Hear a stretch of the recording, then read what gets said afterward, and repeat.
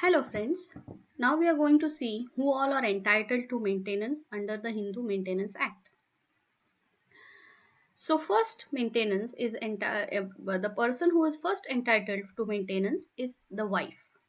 So a Hindu wife is entitled to maintenance and she can even ask for separate living, or she can be entitled to live separately from her husband without forfeiting the claim of her maintenance if he is guilty of desertion, or if he has treated her with cruelty which can cause an apprehension in her mind that it would be harmful and injurious to live with her husband, or if he is suffering from virulent form of leprosy, or he has any other wife living, or if he keeps a concubine in the same house with his wife, or if he ceases to be a Hindu by conversion to another religion.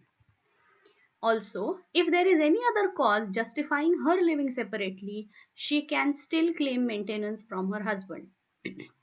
A Hindu wife shall not be entitled to separate residence and maintenance from her husband if she ceases to be a Hindu or is living an unchaste life. The second category of maintenance is to the widowed daughter in law. In such cases, the father in law, that is the father of the dead husband, has to provide for maintenance. However, this is subject to a condition that if the widow has not received any property from her husband, or to the extent that she is unable to maintain herself out of her own earnings or other property, or where she has no property of her own, or is unable to maintain maintenance, uh, ec- uh, get maintenance from the estate of her husband or her father or mother, or from her son or daughter if any, or their estate. So, if she is not having any other means of maintenance, it is only then that the father in law will be required to maintain his widowed daughter in law. Any obligation shall not be enforceable against the father in law if at all he has no means, or he has no coparcenary property which is uh, not given, or from which there is no share given to the widowed daughter in law. So, this generally, because of the Hindu Succession Act, this provision is just not possible to be made applicable, because every property of the husband, the wife of that husband, the widow of that husband definitely has a share. So, if there is a coparcenary property, the widowed daughter in law is definitely going to get a share in that coparcenary property. Therefore, the obligation of the father in law is then nullified.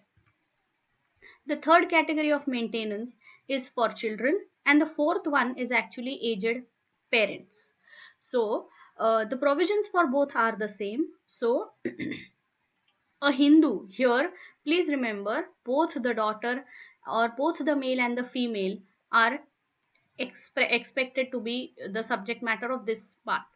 So, a Hindu is bound during his or her lifetime to maintain his or her legitimate or illegitimate children and his or her aged or infirm parents.